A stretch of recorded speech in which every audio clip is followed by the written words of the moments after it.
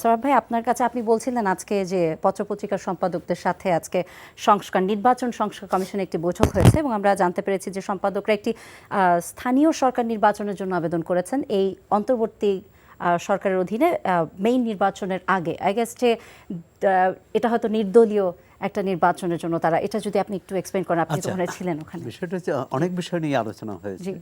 তা প্রধানত যে একদিনে ভোট, ব্যালট কি বলে, পোস্টাল ভোটের উপর জোর দেওয়া হয়েছে। কারণ সাংবাদিক, পুলিশ সহ যারা নির্বাচনী কাজে দায়িত্বে থাকেন তাদের কিন্তু ভোট দেওয়া হয় না।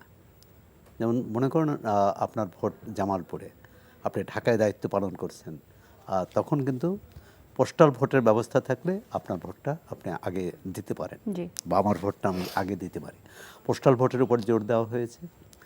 প্রবাসীদের ভোট, কারণ দীর্ঘদিন ধরে তারা আন্দোলন করছে এবং এই নিয়ে কত আমাদের নির্বাচন কমিশনার, একাধিক প্রাক্তন নির্বাচন কমিশনার বাইরেও গিয়েছেন যে অন্য দেশের অভিজ্ঞতা দেখতে।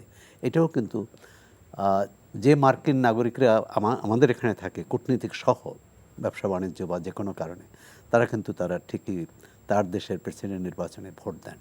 তা আমাদের দেশের মানুষ যারা বাইরে থাকে কেন দিতে পারবে না, এটিও একটি ব্যবস্থা করতে হবে। এবং ওখানে একজন এই কমিশনের মধ্যে, সংস্কার কমিশনের মধ্যে একজন প্রযুক্তিবিদ ছিলেন। তিনি অনলাইন ভোটের কথা বলেছেন যে আমরা ভবিষ্যতে, এবং কোনো দেশে 50% অনলাইন ভোট হয়। মানে এটা কি বলা হচ্ছে যারা ওখানে ফিজিক্যালি যেতে পারবেন না, আমিও আমার ঘরে বসে ভোট দিতে পারি, যদি চাই যে আমি যে কোনো সময় ভোট দেওয়া। একাধিক দিন ভোট, মানে যেদিন দিবেন যেদিন ভোটের তারিখ, তো তার আগে যাতে দিতে পারে যে কোনো কারণে। এটি অস্ট্রেলিয়া সহ অনেক দেশই আছে, এক সপ্তাহ আগে পর্যন্ত আগেও দিতে পারে তার আইডি নাম্বারটা দিয়ে। আরেকটি গুরুত্বপূর্ণ প্রস্তাব এসেছে যে সেটি হতো ন্যাশনাল আইডি যাদের আছে। এই ভোটার তালিকা নিয়ে এত ঝগড়া বিবাদ, এত বিতর্কের প্রয়োজন নেই।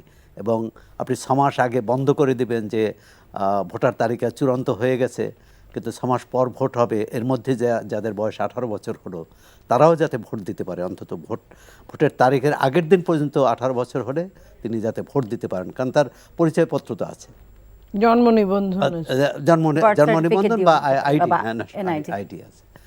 আরেকটি প্রস্তাব আসছে যে, আমিও বলেছি, অনাবাসী প্রার্থী আমরা চাই না।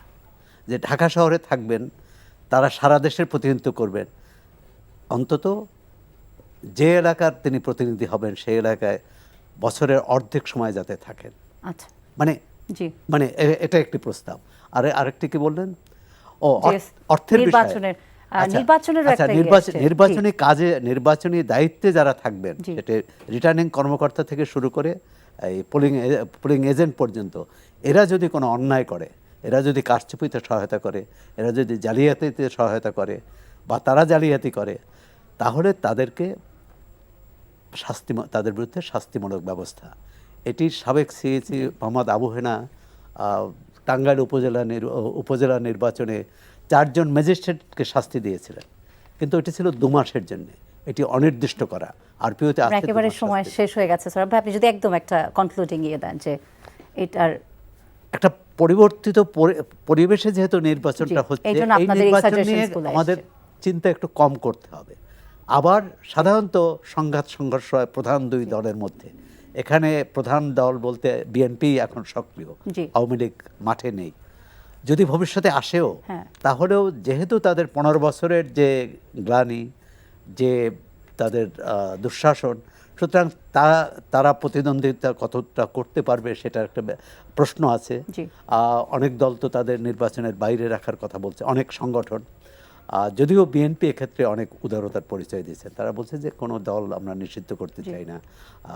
যে শেষ বিষয়টি হচ্ছে, সেক্ষেত্রে প্রধান দলটির দায়িত্ব কিন্তু অনেক বেশি থাকবে, যে তারা নিজেদের মধ্যে কোনো সংঘর্ষ না হয় এই প্রার্থিতা নিয়ে। মানে আপনি রুলিং পার্টির কথা বলছেন? না, রুলিং এখন তো রুলিং হবে না। মানে আমি বলছি নির্বাচনের পরে যারা আসবেন তাদের কথা কি আসছে? নির্বাচনের সময় ওখানে যারা প্রধান বাস্তবতা হচ্ছে বিএনপির প্রধান দল।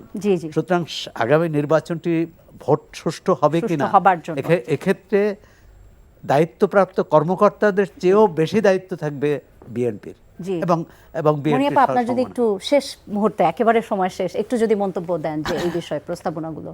দেখেন, আমি এইটুকু বলতে চাই যে প্রথমে এই যে আজকে চেঞ্জ হলো, আমরা সময় দিতে চাই যে দেখি কি করে তারা। তবে আমাদের প্রত্যাশা ওনারা খুব ভালো একটা ভোট দিবেন, জি।